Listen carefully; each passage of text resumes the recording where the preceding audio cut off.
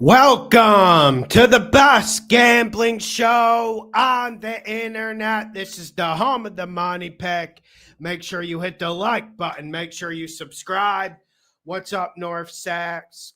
What's up, Marine? I'm ready to go. And it's a grimy week. It's a nasty week. But I'm feeling great about this week.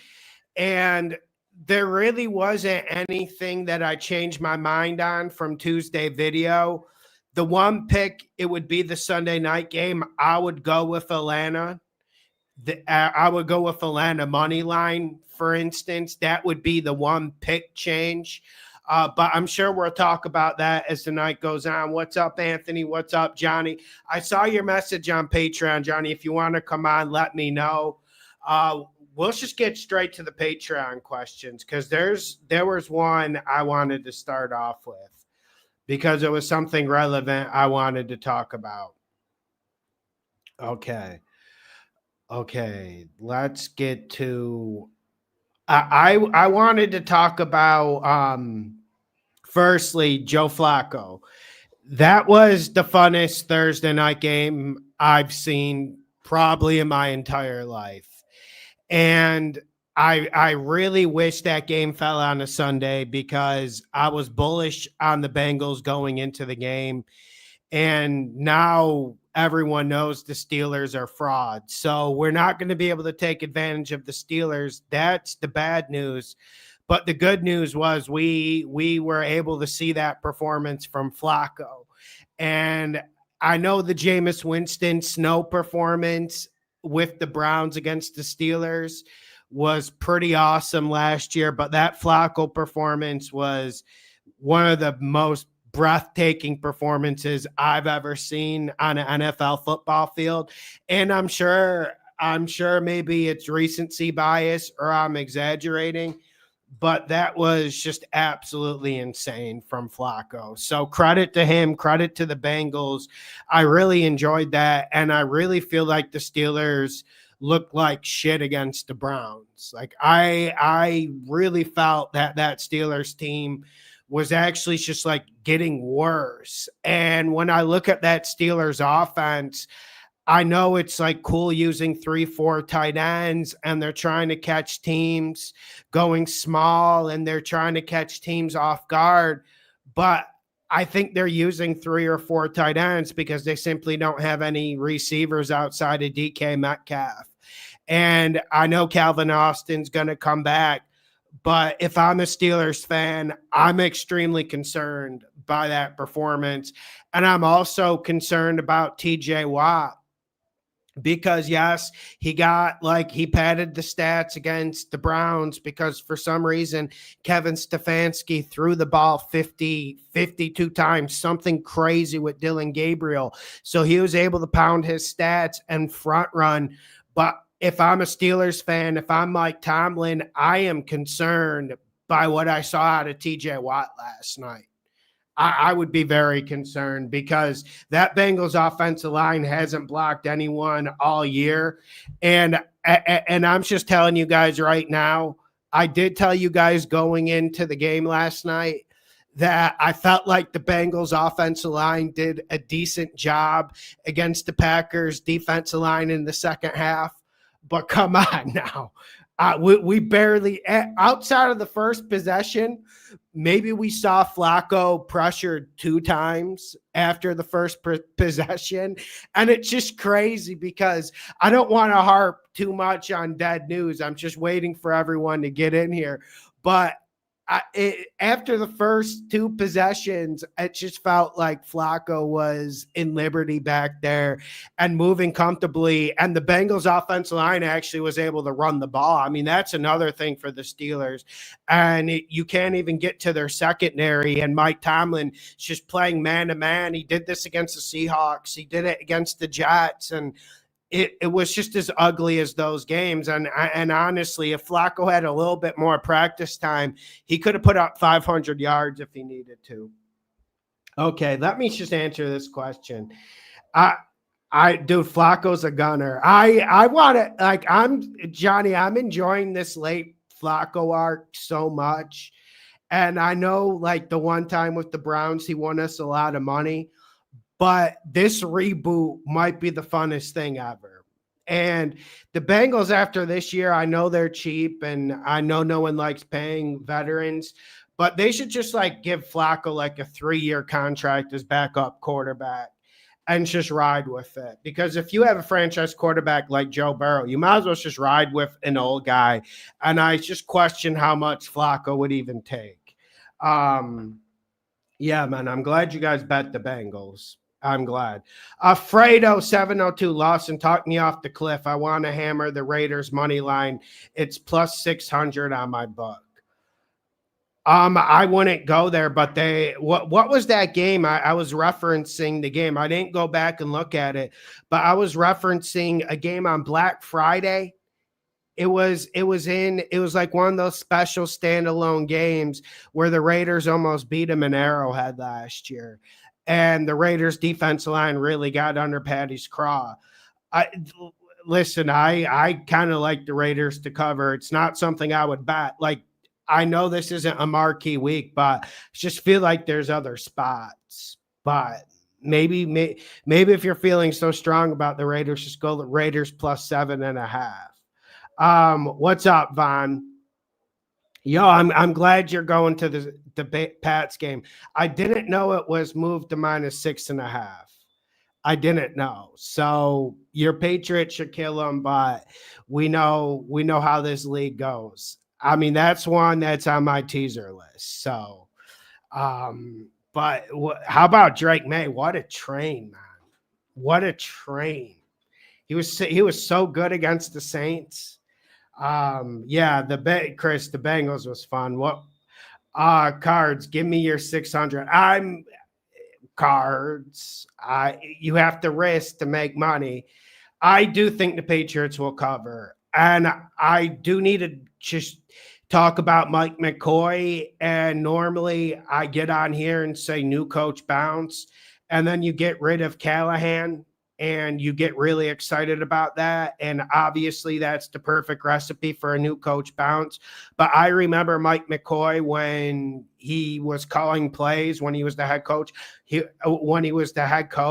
and I'm not a big Mike McCoy guy. Let's just say that. And if you looked at that Titans coaching staff, it's a barren staff. So I probably would have went Fossil, the special teams coordinator, as interim head coach. So I think we're going to see the same type of Titans offense. But I wouldn't want to lay the like 6.5, 7 with the Patriots, unless like you're seeing that's your only option. But I think the Patriots cover, yes.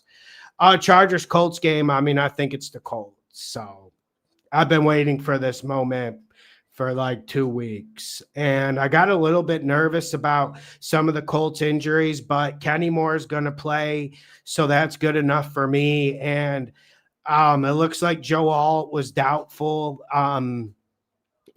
Once I saw Joe Alt wasn't going to play, and and I don't mean to be too critical and pick on a guy, and and it's easy for me to pick on this guy because like no one's going to go back and fact check me. You guys are going to just take my word for it. But I am really serious. Any team that has Bobby Hart starting at right tackle, which the Chargers will have again, is concerning. Like, and like he didn't even play for 2 years going into the season, and this Chargers offensive line is full of issues. I didn't see the final verdict on some of their defensive injuries, but either way, I'm not concerned about the Colts wide receiver injuries. Like, listen, would I love Mike Hilton out there? Would I love Shadavius Ward out there in the Colts secondary? I would, but I don't think that's going to be the limiting factor. Now, Herbert could go off and he could just completely own Daniel Jones. And I do need to I am feeling bullish and confident about the Colts, but I do need to put out there, Danny could have thrown 3 interceptions against the Cardinals. Luckily, it was only 1, but they were bad interceptions. They were like Trevor Lawrence type stuff. So just keep that in mind. Danny, I mean, the interception he threw, man, He had a wide open tight end 20 yards down the field, and he threw a line drive instead of floated it. It was really bad. So yeah, that's where I'm at. That's where I mean, just depends what you mean by Colts overrated. Like, do I think the Colts are like a top 5 team in the league? I mean, maybe, but I think this Colts offense is a train. So, and I like the way they're coached. And I just don't like this injury situation for the Chargers. And I didn't like anything I saw from the Dolphins game with the Chargers. Like, I stand by my long shot of the Dolphins against the Chargers. Luckily for the Chargers, the Dolphins are just really, really bad. Dude, Omar, it wasn't a Cincinnati lock. It was a vibe. It was a vibe. If it was Sunday, it would have been a money pick. But I'm just telling you, it was a vibe, and I'm enjoying this Flacco thing. And I watch these games so I don't have to, and I wasn't trying to butter Flacco up, but I felt like Flacco looked really good against the Packers, as good as you can be with the Packers defensive line, with that Bengals offensive line. So I did just want to give you guys a lot of caution going into it, because I do think this Steelers defense, like, I've been complaining about it the whole year. And I've been kind of giving you guys hints like that TJ Watt might be washed, but I was even surprised by the time he had last night.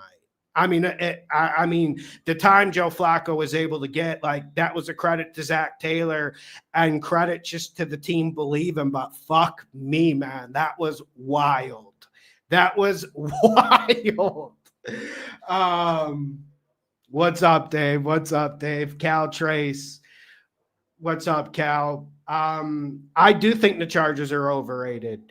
I had a lot of shit priors going into this year. I mean, but doesn't everyone with the NFL, with how unpredictable it is?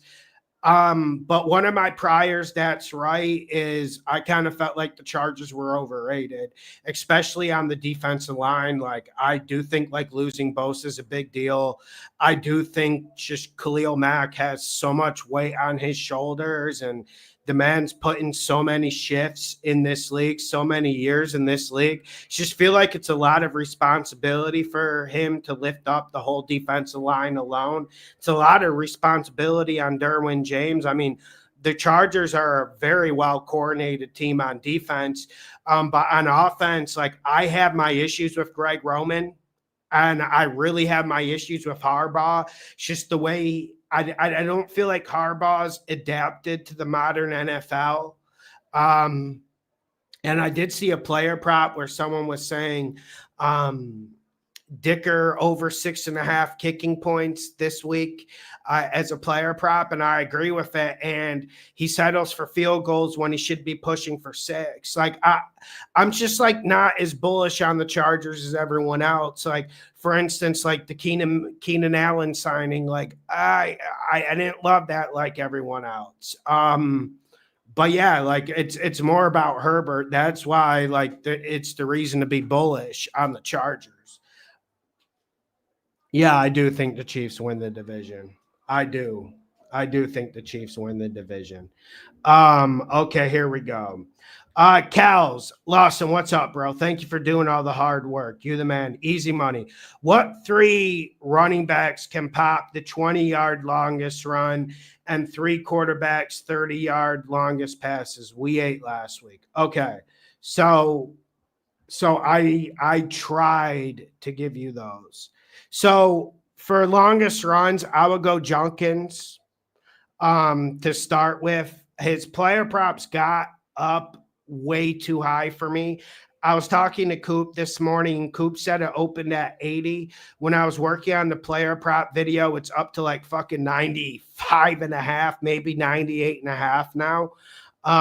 So I would go Junkins. I'm tempted to take Kamara to get a big run, but I don't really like his explosion at this point, but that's nothing against him. I would go Jonathan Taylor to break a 20-yard run. And then Bijan Robinson's the obvious choice, but he might do that catching the ball, so that's not really going to help you. And I would go Jahmyr Gibbs no, I can't go Jahmyr Gibbs. I would go, you can't go Dowdle because we don't know how many carries Chuba Hubbard's going to get. Let me go. Dude, this third one's tough for running backs. This third one's really tough. 20-yard runs are kind of rare. Give me a long shot on Harvey from the Broncos. That's would be my 3. In terms of receptions, in terms of longest receptions, CeeDee Lamb. That's something I would be interested in for sure. Before his injury, he was getting deep, and Dak's throwing the best deep ball in the league right now. I would actually go Diggs with Drake May. Drake May was serving long balls against the Saints. And that was a tough spot. Everything went against the Patriots that game, and Drake May was slinging the whole game. So that would be 2 over 30. And another one, I would have to go Jameson Williams against the Bucs. The Bucs have been giving up a ton of big plays. So Jameson Williams. The running, Junkins, Capone, for sure, Junkins. No, I'll do the Kyle Kerm scream cards. But no one has ever reached out to me because I'm not on Twitter. I probably should create the Twitter, but I can't do it, man. I tried to create a Twitter for the NFL for the YouTube channel. I tried, man, and I couldn't do it. I couldn't do it. I don't know how to argue with people on the internet. I don't know. I can't deal with the slop. I can't deal with the stuff Dove Kleinman posts. And I know, I work with the internet. I have to be more open-minded, and I have to fight with people on the internet, but it sucks. I hate fighting on the internet. It sucks, man. But it's definitely hurting the channel. I need to be on the X. But every time I go on there, it's AI slop. My future bet is shorting these AI companies. Not financial advice by any means, but can't be worse than what Bitcoin's doing right now. But no, I'll go on this stream. But yeah, it's tough going on X, man. It's tough, but I need to, man, because it's just I don't even know how to bounce in. Do I start saying Jalen Hurts is a top 5 quarterback, and get in those arguments, or dunk on Ryan Clark, or do I start saying dog whistles about other races? What do I do? That's kind of what you do there. You kind of just insult people or post AI slop, right? Isn't that kind of what you do there? Or the old people on Facebook, they'll post their guns and say, "Come take them." Isn't that kind of what you do on these things? So no, I'm not talking about his live stream. I'm just talking about X. No, I know. No, yeah, I know, Capone. I know that's what blows up. Yeah. And and Capone, I know you love Hurts. I love Hurts too. It's just are we going to have that argument for 3 months during the NFL offseason and get angry about it? And if I go on there and I say, I think Dak Prescott has been a top 3 quarterback so far this year, can you imagine? maybe it's just bait. Maybe act like I'm a Cowboys fan and just put out bait. Like CD Lamb is better than Jamar Chase. Like put out bait like that. Who's playing next Thursday, Larry? You're looking ahead, man. Hopefully the Thursday night games continue to be good. All right, let's get to the Patreon questions. But Card, send me a message on Instagram if he wants me to come on. Okay, Joe Flacco, good call, Austin. Thank you, Joe. Quat, need to. Who you like better, Colts or Lions or Bears? Thinking about playing all three together, money line parlay. Money line, of course, with that, I'm going to go Lions. But I really like the Colts and the Lions. I don't know how to feel about the Saints-Bears game. I would say Bears win the game, but I don't know, man. I kind of think the Saints can be competitive. That would be the only one that scares me. And Stacey White, I wish we were getting the Colts plus 3.5. I wish. Don't blink X. What's the closest pick to a college fund for you this week? Colts. I created a monster with the college fund, but yeah, Colts. Always learning. Thoughts on this 10-point teaser? Raiders plus 21.5. I like it. Colts plus 11.5. I like it. Under 49.5. Giants Broncos. I love it. It would just be like I'm trying to pick holes in it because like that's my job. I might pick a hole in the Giants Broncos one, but I'm big on the under in that game, so I can't really pick a hole in it. It's just what if the Giants play good again and get to 20? That would be my only worry. And this Giants defense is ass, but I don't think the Giants are going to get to 20. Like the best player prop of the week was one Coop found. And this is a tricky week in player props. So on Patreon, like the 3 or 4 player props will be up Sunday morning again. I mean, last week I had clarity, but the Vidal one came to me last minute. But I mean, Coop found the best player prop of the week. Like he got Jackson Dart under rushing yards at like 43.5. When I got it today, it was under 39.5, and I still liked it. So yeah, man. So I give you credit on that 3-team 10-point teaser.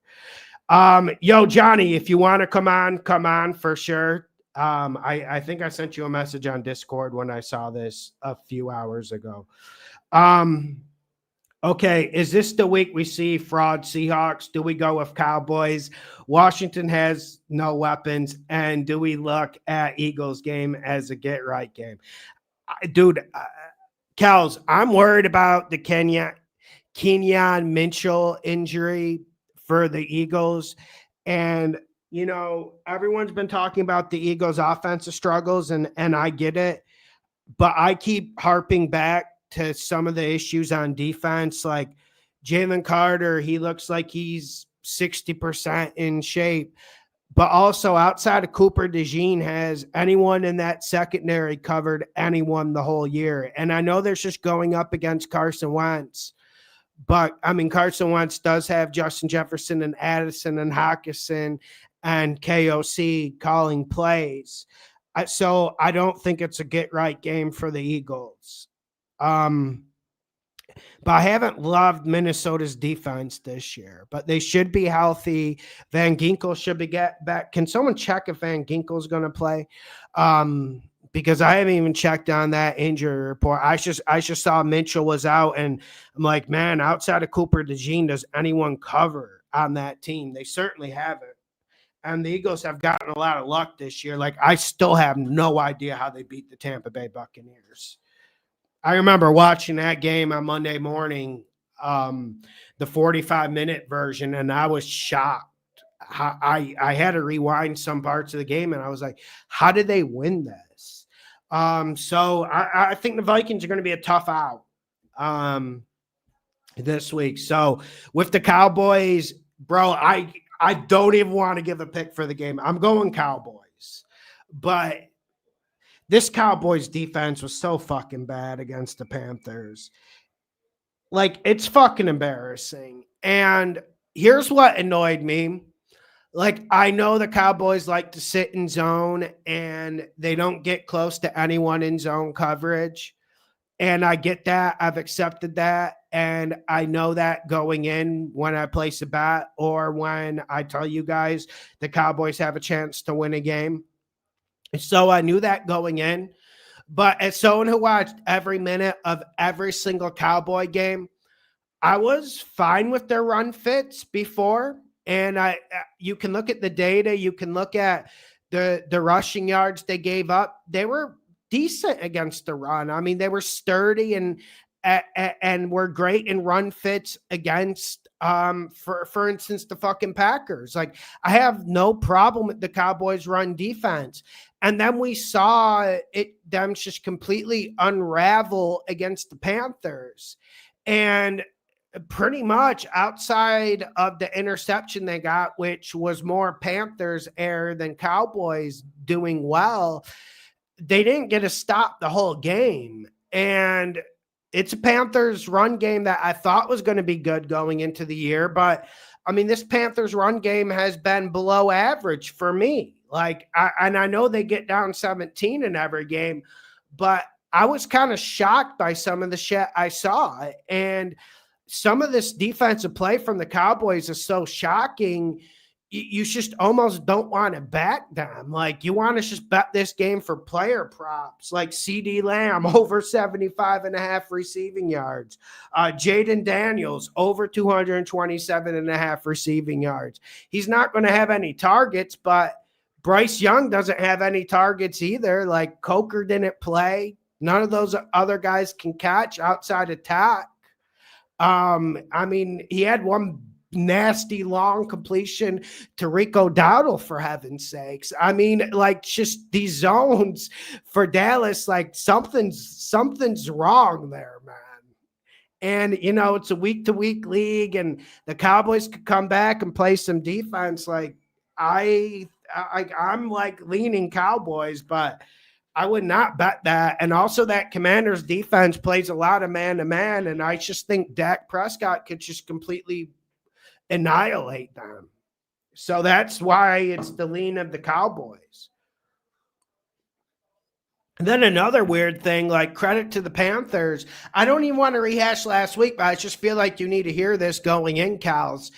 I don't want to rehash last week because Derek Brown was phenomenal in the middle of the Panthers defense, but I felt like Schottenheimer called a good game on offense, but I got to admit, man, I was a little bit disappointed. Like, the Cowboys couldn't get the run game going, and that's fine. Some days it's just not going to hit. And I think the Cowboys are going to have a very good run game this year going forward on offense. But fuck, man, just start throwing it. Every time you threw it, it was a fucking big play. I mean, the shit George Pickens was doing against that Panthers secondary was insane. So, yeah, man, I can't coach my bat. So I'm not going to try to, and I don't know what's going on with Eberflus. With the Seahawks game, I'm happy I'm not betting it, but I'm sure a lot of people will be betting the Seahawks this week, and I completely understand why. Yeah. No, and Bryce Young has his issues, Capone, and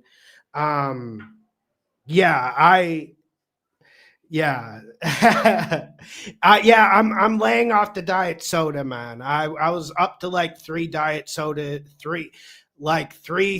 2-liter diet sodas a day. So yeah, she brings me water now. But I'm still drinking 4 liters of diet soda a day. Yeah, diet soda. Yeah, Diet Pepsi.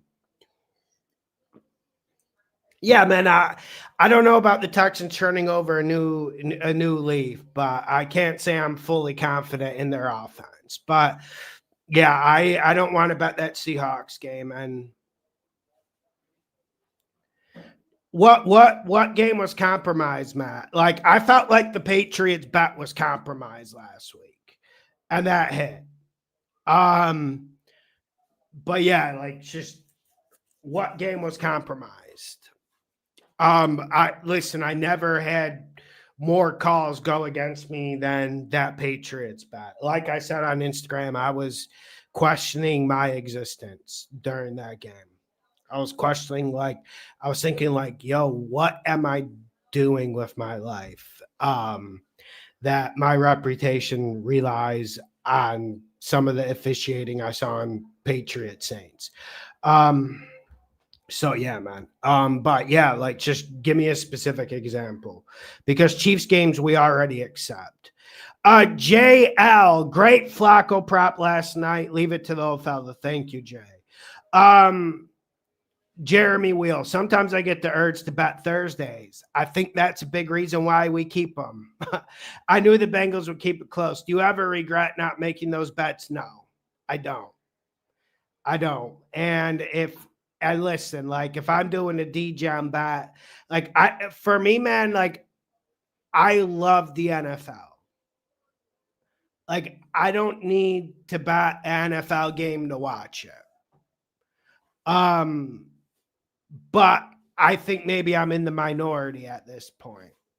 But for me, like I was just jacked for that game all week.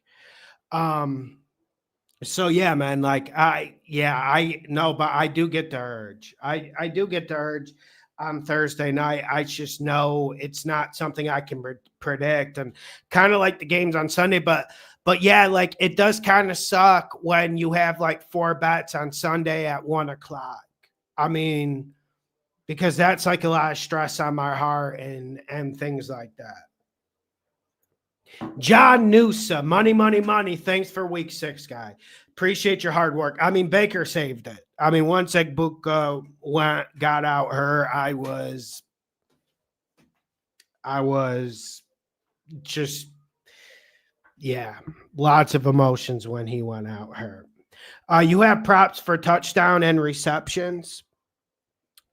I have a long shot. It's not really a long shot for touchdown, anytime touchdown. But I saw Jerry Jeudy was plus 250 today. And I know that game's going to be a torrential downpour. So obvious, it might even get longer to like plus 300. But that would be an anytime touchdown. I'm not like a good anytime touchdown guy. Like I honestly don't even look for them when I do any sort of props. In terms of receptions, I have to see the lines, but I like Stephon Diggs for his over receptions. Depends what it is, because I mean, some books like they give vary for receptions. But I would go like definitely like CD Lamb this week. Like I'm not saying CD Lamb's going to get fed like Jamar Chase, but I do think you're going to get a good deal on his player props this week. And also like Pickens is just 58.5 against the Commander secondary that hasn't really covered anyone this year. Look at what Penix did to them. It was kind of like the opposite. For another receptions, I would look at Jordan Addison. I like his yards better, but that's another one. I would also look at Alvin Kamara's receptions. I would also look at Woody Marks' receptions. He was in the video. Third down running back for the Texans. It seems like, and I don't know where I read this stat, but it shows up when I'm watching film. The guy with the team that gives up the most receptions to running backs has been the Seahawks. And I think Woody Marks is going to keep getting involved in the game. So, but yeah, John, if I see any more, I'll respond to your comment. Derek, hey bro, what 2 to 3 games would you take off this 6.5 point teaser? Thank you as always. KC -5.5. Patriots, leave the Patriots. Chicago +1.5. I would take that off. Philly +5. I would take that off. Denver, I would leave. Atlanta, I would leave. Detroit, I would leave. So for me, I would just take off the Chicago plus 1.5. I would take off the Philly plus 5. Not saying Philly's going to lose by 5, but you know how I think with teasers. And to be safe, and I would roll with it. So those would be the two I would take off, Derek. And nice to see you, Derek. Jonathan Yim. Hi again, John. This week seems tough for Survivor. I used KC and stuck between Denver and New England. Maybe a sneaky Cleveland. Denver are coming back from London, and the Giants don't look that bad. And New England are facing a Tennessee team with a new coach. Do you have a pick you like? Okay. Denver. Because, Jonathan, I don't like looking ahead, but New England has the easiest remaining schedule in the league. I looked that up. You can look that up. You can just look at with your eyes, or you can use the data. New England has the easiest schedule to finish this year. So let's start there. Secondly, I just think this is a terrible matchup for the Giants. And this Denver front seven's really starting to play well.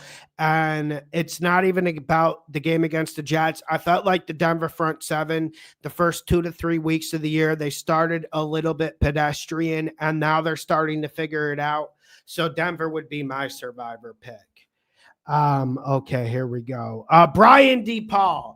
What's up, Lost of Money Nation? What player team will we be talking about the second half of the season that is currently under the radar? I'm going to go team because I think that's more useful. For team, I mean, everyone's talking about the Patriots already. Everyone's talking about the Bucs already. I'm going to go the Texans, man. I'm going to go the Texans. And I would want to go the Cowboys, but like I said, I'm just so frustrated with the defense. I can't do it. But I think a team that's going to have a little bit of a renaissance in the second half of this year is the Texans.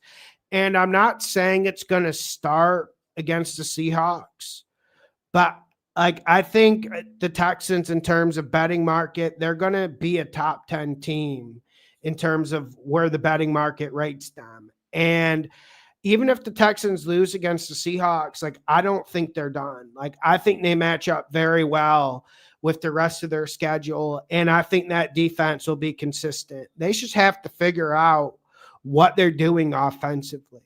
And that's going to be a process. And the new offensive coordinator, I'm not buying the Ravens' performance as any sort of come to Jesus moment, but I would have to say the Texans. You said a team no one's expecting. I don't think the Texans are going anywhere. Let me see what Matt said. Let me see what Matt said.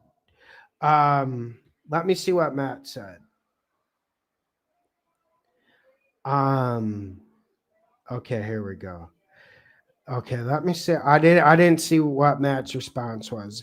Yeah, and I did see the Texans are -3 on some books now, and they've been popping up from 3.5 to -3. I'm curious to see what that close is at.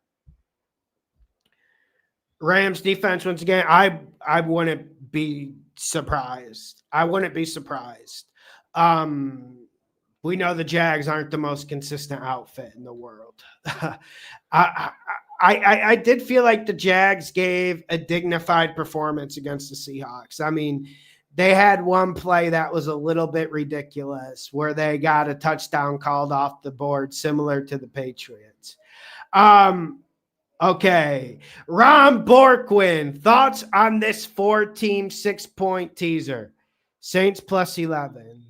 I like it. I think the Saints are going to keep it close. I think the Saints cover. Colts plus 7. I love it. Jags plus 9. I love it. And what's the over-under for the Jags Rams? 42.5, 43? Did it go down a little bit? Anyways, I like the Jags plus 9. Broncos -1. I absolutely love that. I don't have any suggestions.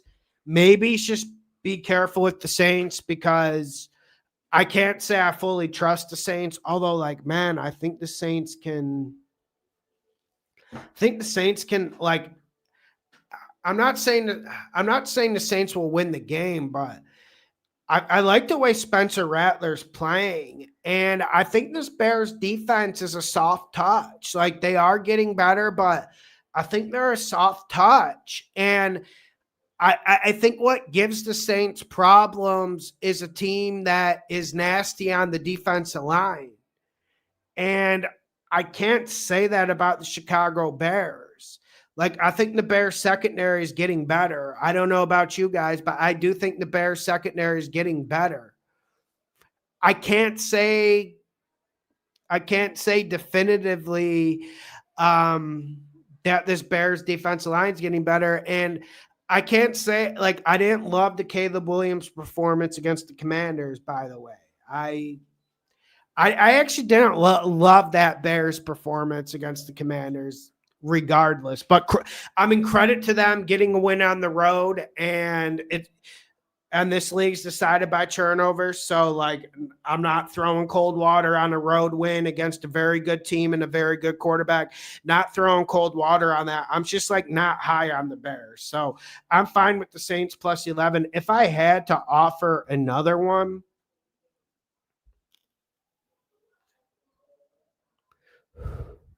let me think.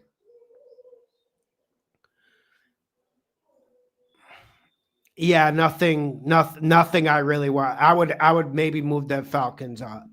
That's what I would do. I would move the Falcons up if I had to offer another one. Chris, I actually think it will be, but they're going to be nasty, gruesome bets. And they're not going to be fun. And we're probably going to have to get against your Dolphins. And that weather is going to help us in the Dolphins game, by the way. I mean, it can't hurt. I mean, it's going to be a torrential downpour, and Miami already doesn't travel well, and they can't really stop the run. And I don't know what Kevin Stefanski was doing against the Steelers, like letting Dylan Gabriel throw 50 times. Like, shit was, like, kind of gruesome to watch, but it's a gruesome. Sometimes you got to bet these gruesome games. Big testicle. Hey, John, my wife gladly tolerates me watching the show every Friday. I'm glad. Today was her last day grinding out a 9-to-5 job. Can you wish her a happy retirement? Her name is Krista.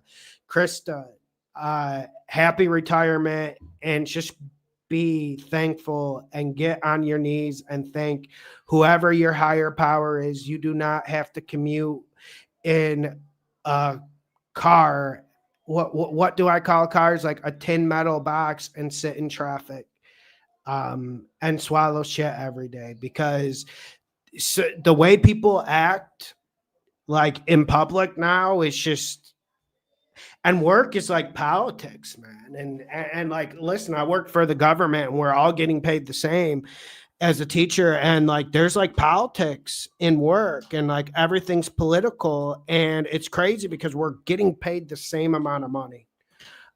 So great retirement, Krista. Enjoy it. Like, I mean, there's lots of stuff. I mean, you can go down some left turns when you're retired with more free time, but if you keep yourself active, I'm sure it'll be very fruitful.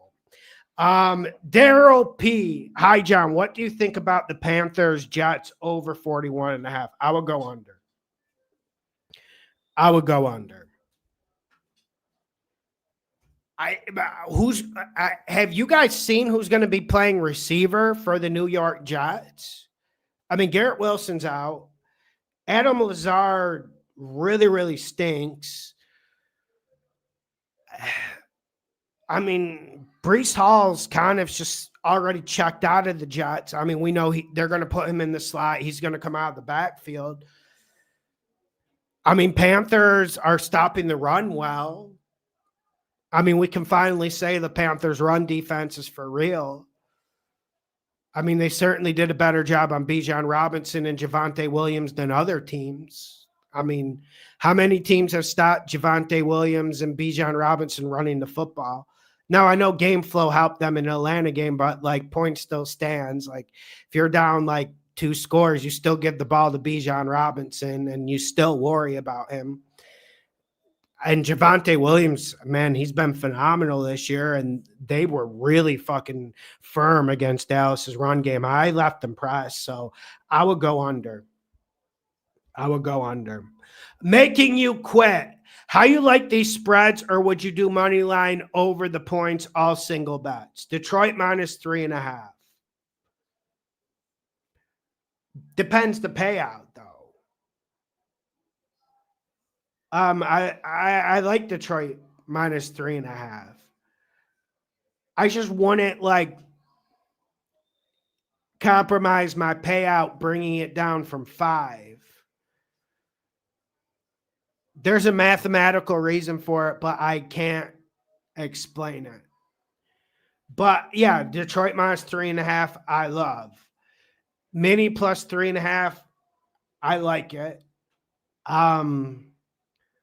I would be shocked if Minnesota lays an egg. I wouldn't like beat my chest and say Minnesota's like going to win the game, but I do think Minnesota wins the game. Indy +3.5, I love that.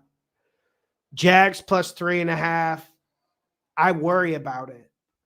But I see some people like really optimistic about the Rams this week.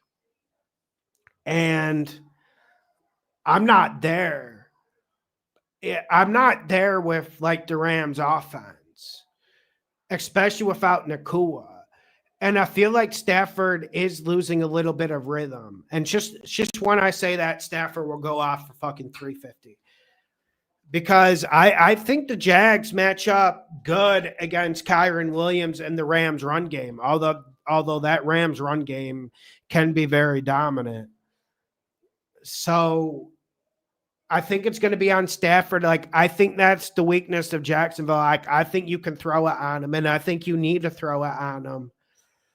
And yeah, man, I don't know if I'd bet the Jags. I think maybe I was getting a little punch drunk on the upset video. So I would pair the Jags with the under to get better payout.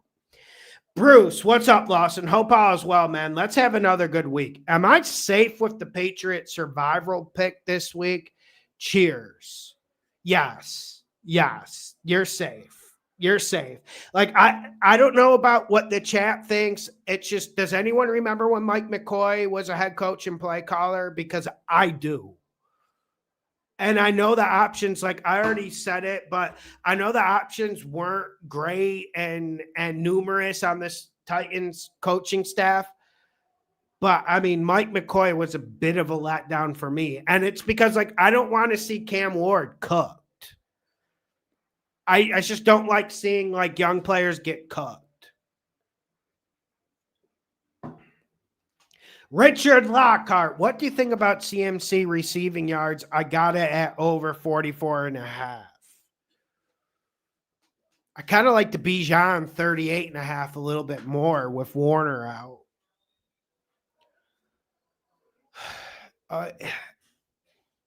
I haven't really studied Atlanta in terms of how their linebackers are covering, but I would more or less lean towards over on that, Rich. I would just say like it's dangerous, but it looks like Pearsall's not going to play again. Kittle's back, right? Kittle's going to play. Like there's so many questions about the 49ers injury report. I was looking before the show started and I didn't get any definitive answers. So I need to know more information. Michael Killings. What's up, Mike? How do you feel about a 6-point teaser? The spreads would be Giants +13. Patriots -1. I like that. Packers -0.5 point. Bucks +11.5. I feel like the over-under to bring the Bucks up is a bit high from a math perspective. And plus, if there's any team that can win with margin, it's the Lions. And I could be cooked on this, but I kind of think the Bucs are punting away this week. Like, I think they're going to hold Mike Evans out. I think they're going to hold Levante David out. I think the Bucs are waiting to just play the Saints next week and get to the bye, and they're worried about a championship. Guys, I could be fucking wrong, and I hate that circular thinking. And I get on you guys when I do it because the NFL doesn't work that way. And I don't think Todd Bowles thinks he's going into the game to lose or punt or save and protect people. Like, I don't think Todd Bowles has any of that on his mind. But, like, let's be realistic. The injury report, the injuries are what they are for the Bucs. Unless you guys have some new information, like Egbuka's going to play and Mike Evans is going to play and be healthy. Like, I wouldn't risk Mike Evans or Egbuka this week. I would not fucking risk Levante David. I mean, I was talking to Jarrett Haar earlier this week, and he's like, yo, we got a fucking second string center playing right tackle. Like, and I haven't been pleased with the Lions. But I mean, that offense is still a fucking train, and Tampa can't really cover the pass. I mean, they were falling down last week against the 49ers. So my teaser, I would go Patriots, and I would go the other way, and I would go Broncos instead of the Giants. Like, dude, I don't know, man. Like, the Giants, I don't know, man. I just think it's a tough spot, tough week for them. I know they had the long rest. Packers half a point I'm fine with. I wonder if Kyler Murray is going to play, but still, that doesn't go into my rationale. And if I had to pick one for you to add, I would add. If I had to pick one for you to add, I would.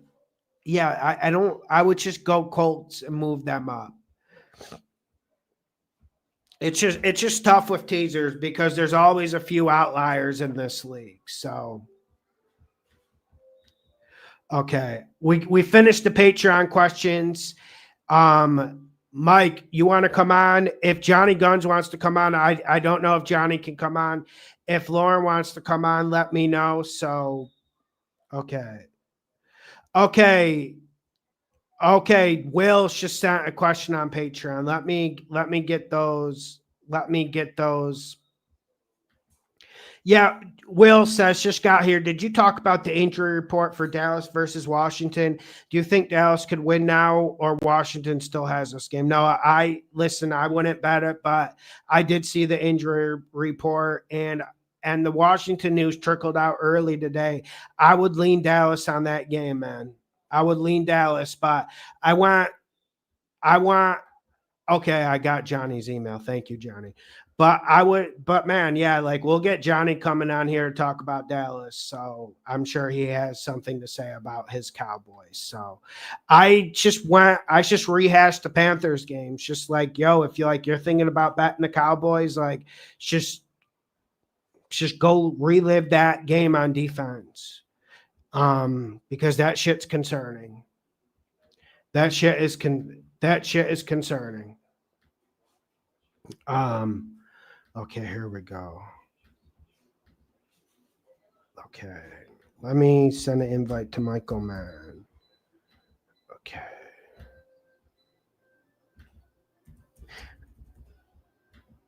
And Chris, if you want to come on, and Lauren, if you want to come on too, feel free. Just send me an email. Okay, Chargers and Pats win. Pats get first AFC spot. I mean, the Bills, Azul, the Bills are looking pretty fucking tragic.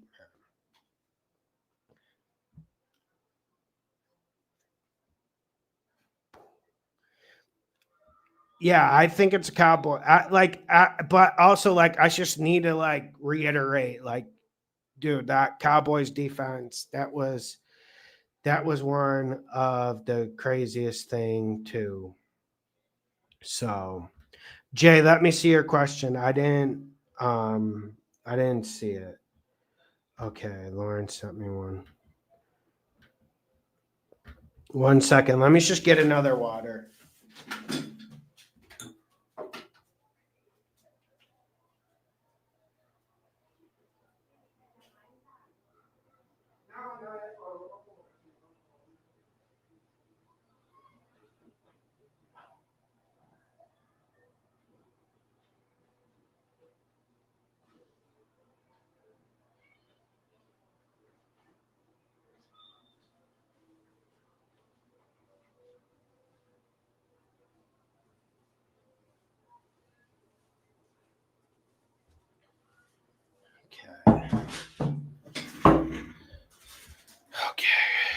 My bad. Okay, 1 second.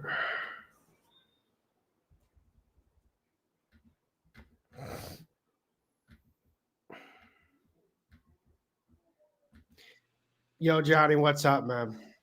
What's going on? How you doing? Dude, I'm doing great. So let's talk about the Cowboys. Let's talk about it. We got a lot of people coming back. I think obviously CD Lamb important, but the bigger one I'm excited about is Tyler Booker. More reinforcements to the offensive line. It's huge. But I think they handle business. I've been really leaning toward situational spots this year, and I've been a lot of the people that I respect, I follow. They've been kind of leaning into this, and I've been testing it out. But essentially, you get the Cowboys off of kind of an embarrassing loss, a loss that they should have won, and they were also on the road. So I was actually kind of expecting them to maybe not lose last week, but not cover. So now you get them on the flip side where they kind of need this. They need this win, right? And they're playing the Commanders, who just look like they're in shambles. I mean, their defense is – each of them could be ready to retire right now. They're old. You know what I mean? No Scary Terry, although I've never really bought into the hype of Scary Terry. No, especially, dude, Johnny, he hasn't looked good this year. And then once, like, the quads and hamstrings start going, like, he's over 30. Yeah, but even since he got in the league, like, I don't know if he's ever been, my personal opinion, a legit wide receiver one. Like, he doesn't seem like a true wide receiver one type. He seems like a legit wide receiver two. Me personally. Now, he did have a few games in his career where he did look like he could have been that. And that's the same thing with George Pickens. George Pickens, people never thought he's a true wide receiver one. And by his body type and his build, he doesn't. But with his play style and just how athletic he is, I mean, yeah, the guy can easily be a wide receiver one, and he has been for the past few years. Like, I would rather pay T. Higgins. I'd rather pay T. Higgins and George Pickens than, like, Terry. For instance, it's just an example. T. Higgins has his issues, but but point taken. Yeah. And from cards, that loss to the Chicago did hurt really bad. And that was a situational spot, right? Where the Cowboys, I think, was that the week after they tied the Packers? They looked good. They're riding high. Like, that was a huge letdown spot. And I'm starting to notice that these situational spots are pretty key. Now, you have to, not every single situational spot's going to hit, right? Like, it depends. But that was one where I kind of felt, there was a big lead up to it. Cowboys, Micah Parsons, who won that? They kept up with it with the Packers, who hadn't allowed more than 9 points or something like that in the first half. All these things, and then they go into the next week and shit the bed. And also, Ben Johnson just has the Cowboys numbers, man. Even when the Cowboys did beat them on that one wild-ass game 2 years ago, like, he tore up the defense. And that was another reason why I was leaning heavily toward the Bears beating the Commanders, because who was the defensive coordinator during those two Cowboys-Lions games over the past couple of years? It was Dan Quinn, right? So, Ben Johnson's just a beast, man. He knows how to call games.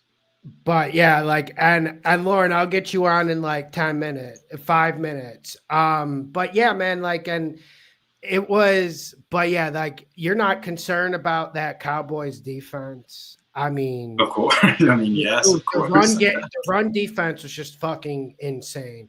It's so bad, man. It doesn't even make sense. Okay, you watched every Cowboys game this year, I'm sure. You're living this. Dude, the run defense shouldn't be an issue.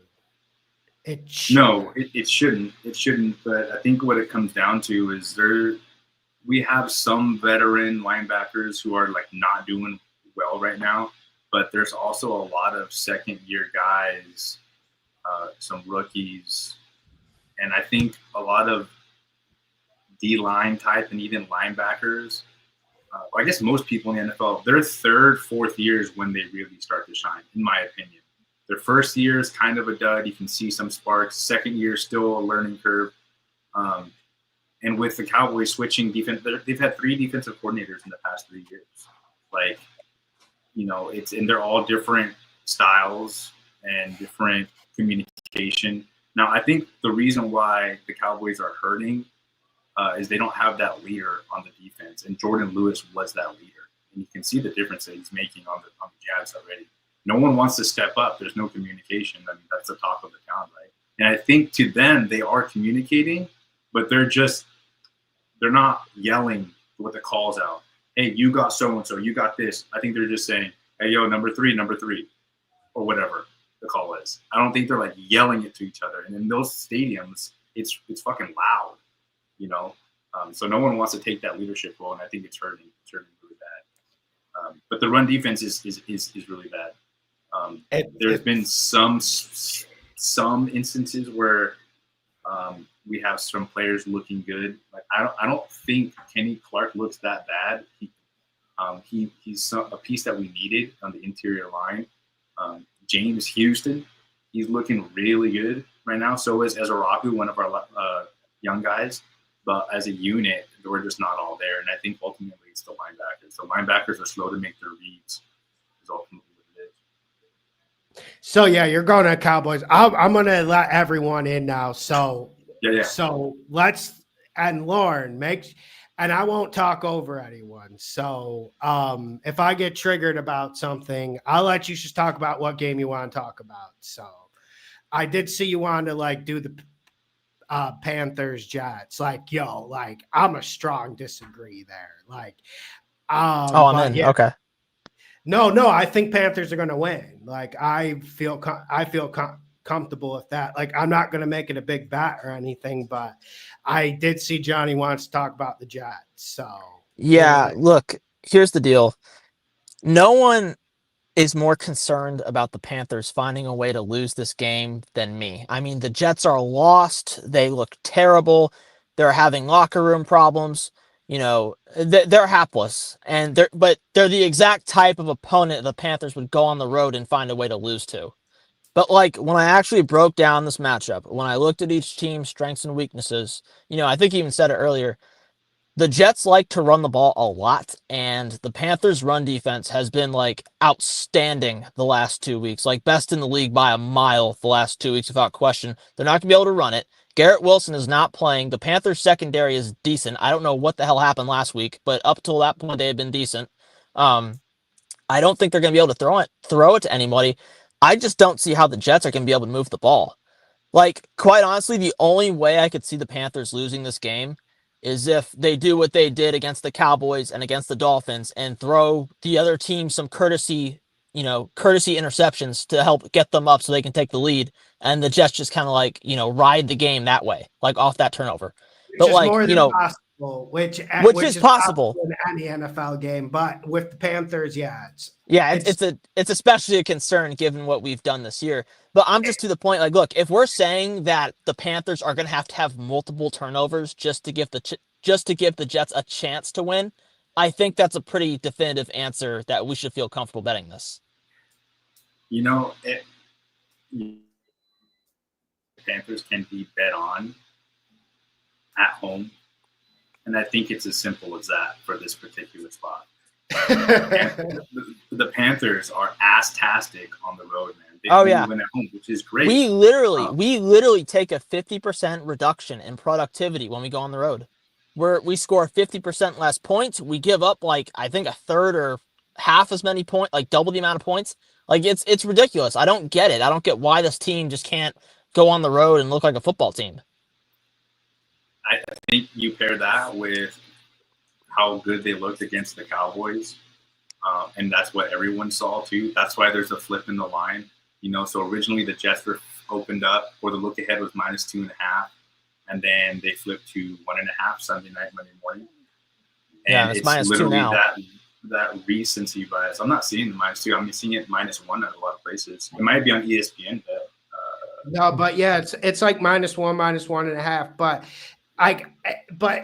here's the thing, like with the Panthers, like I don't want to coach my bats, and like I found that hard when the Cowboys stopped throwing it in the second half against the Panthers. Like unlike the screens we were talking about, Mike, how they started running the screens, like, and every time they threw it, they were fucking throwing it for 30 yards. Like, and then we went with the screens and the game was over. Like, and I can't coach my bats, but one thing maybe I should be able to coach is just Dave Canales hand the ball off. And yeah, that'd be nice. Yeah. But I think he has gotten a lot better at that over the last 2 weeks. I mean, they ran it, I think, like 35 times against the Cowboys, despite it turning into a shootout. So I am starting to trust Dave to do the right thing. They also get Chuba Hubbard back this week, and I think the combination of him and Rico Dowdle playing will make him more tempted to want to run the ball.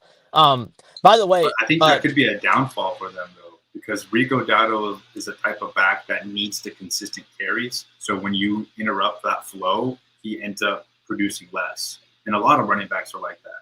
You only get him like Derrick Henry started out his career like that, backing up DeMarco Murray or whoever it was.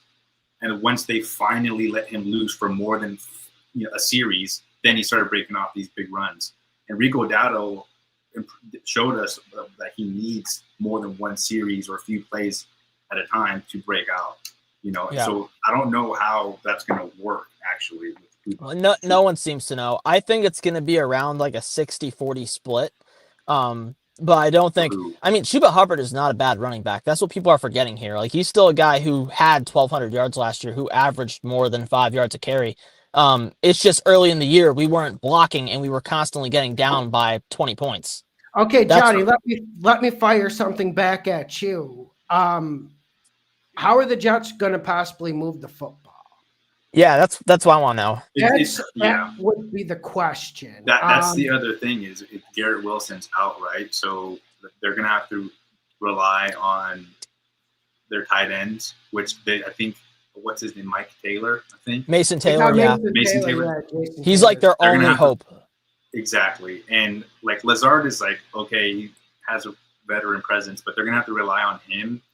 And Breece Hall's got to do something in the passing game. I don't know if he'll have too much on the ground, but that's the other concerning thing, right, is that Garrett Wilson's out. So that was the other caveat that I was going to mention too. And Justin Fields he's got to use his legs. He's playing, right?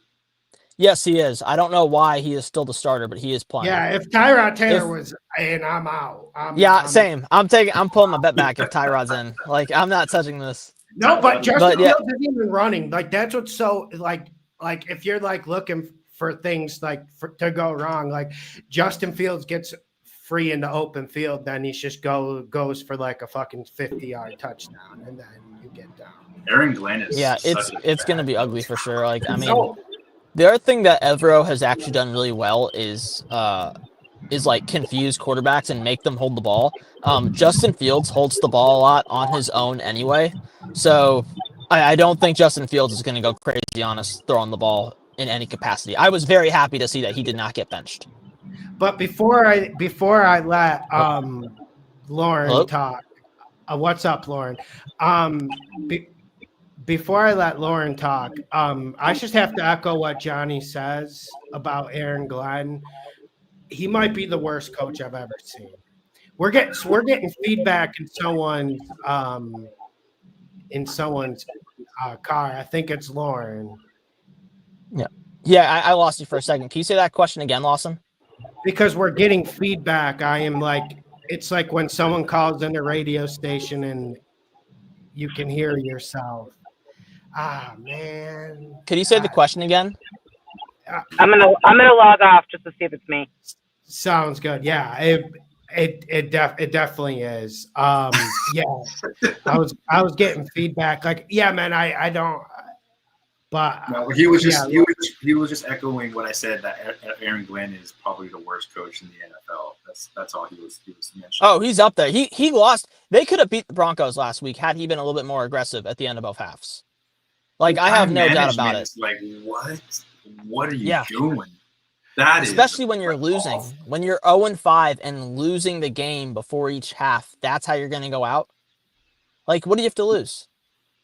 I saw someone say that it looked like Garrett Wilson went up to him, turned him around away from the camera. I was like, yo, what the fuck are you doing? Yeah. Like, what are you doing? We're losing. We're going into the halftime.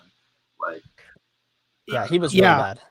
But and Mike, so I know Johnny, he's excited about this. What about the Colts game? Because like talking about how like the Jets can win the game like gives me high blood pressure. Because yeah, like I get it. This league is crazy. But it's a short conversation. It's a very short conversation. But this league has people chasing shadows, and I completely get it, man. Like I completely fucking get it. Like I mean, dude, I was so confident about the Bucks last week. I'll tell you what worries me about the Colts, because I put in that bet last Sunday before the games even started. I posted in the Discord, and I got them even money plus 100 on the money line, and it went against me. But what worries me is that this is the exact setup that we just saw with the Lions and the Chiefs. It's like, why were the Chiefs favored after what we've seen from the Lions and the Chiefs? To me, why are the Chargers favored?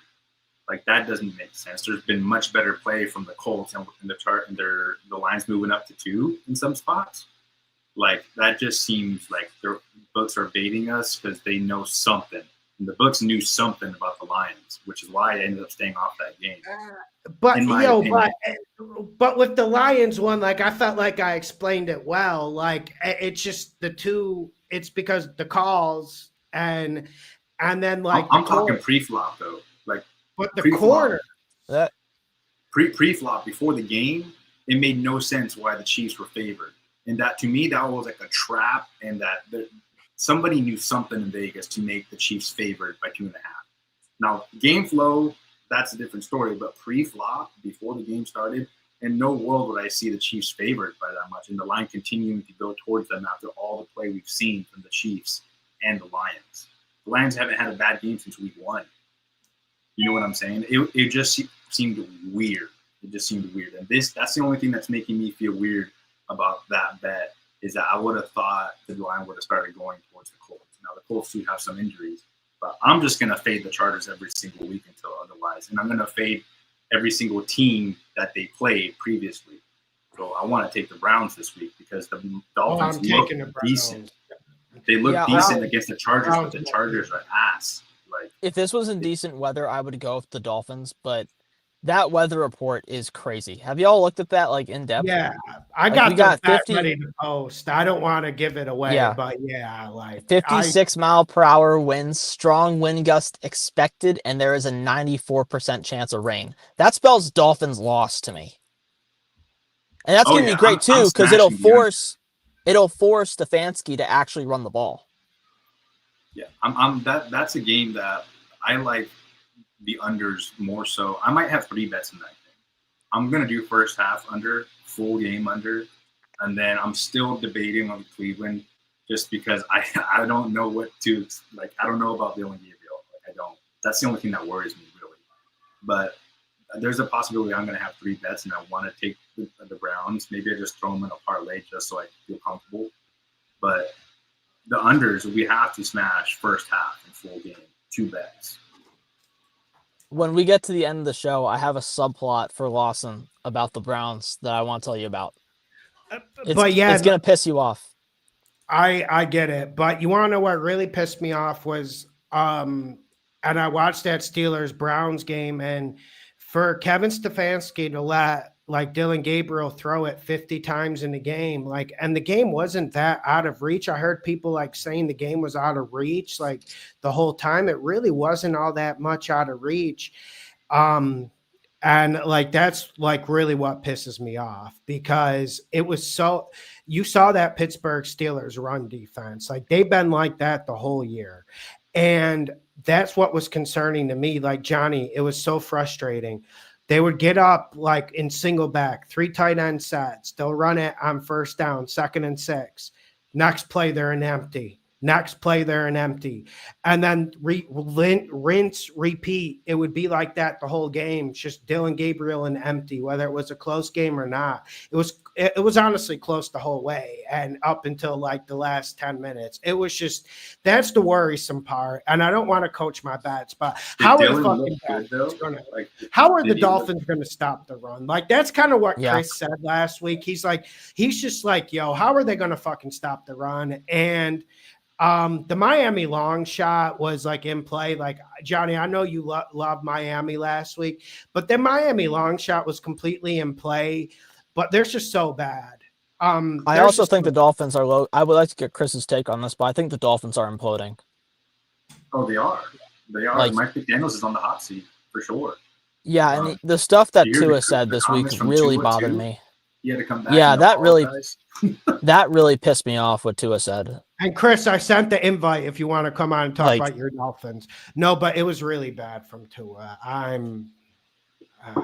You can't call out your team's leadership when you're the quarterback of the team. Like, you are the leading player of the team if you are the quarterback.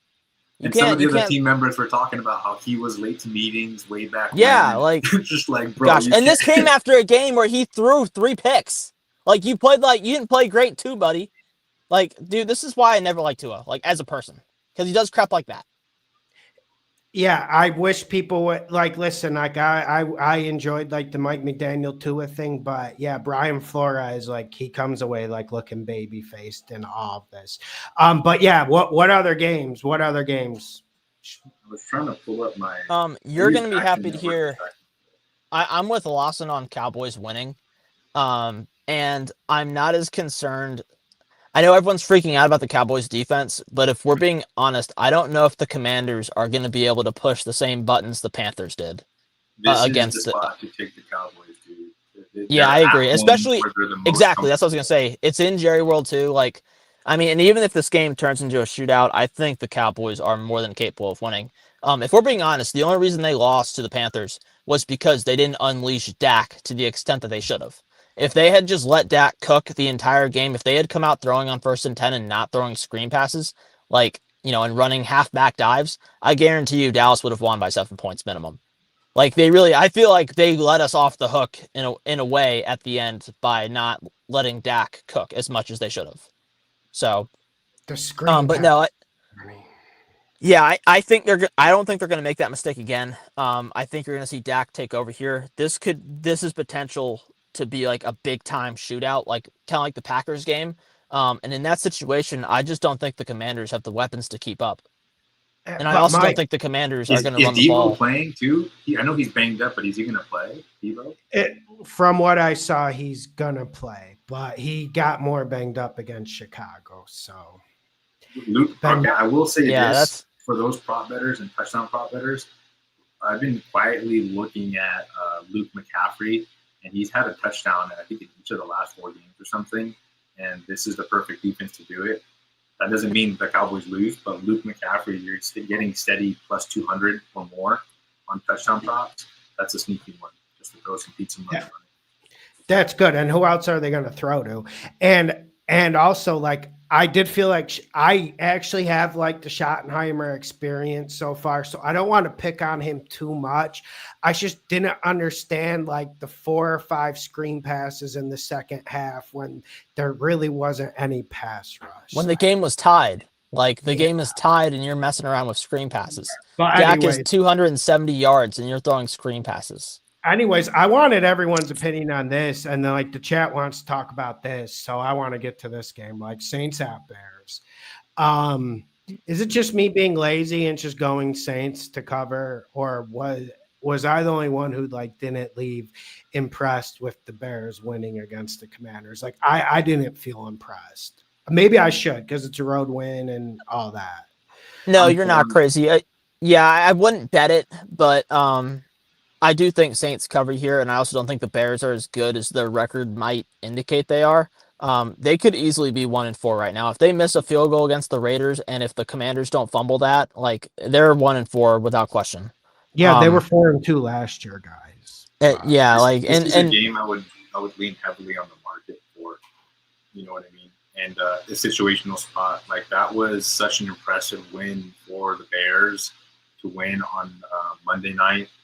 They got the upset, they're riding high, and now they're playing a very lowly New Orleans team. I think New Orleans is off a bye too, right? Are they off a bye? No, they lost the Patriots last week. Oh, that's right. So, but even then, like they could be looking over. Like they opened up at 6, it's now at 4.5. All the money's pouring in on Chicago. Like to me, from like a market perspective, if you like looking at things like that, which I do, this is a prime Saints cover spot from that point. Yeah, I will say the thing that concerns me is Dennis Allen going against Spencer Rattler. Like, and I know we're no Dennis Allen fans as like a head coach, but I mean, no coach has observed Spencer Rattler more than Dennis Allen. If anyone knows how to push his buttons, it would be him. So that would be my only concern, but I do like the Saints to cover. Also, these two, they were teammates, right, at Oklahoma, and I think there might be some weird Caleb Williams and Spencer Rattler?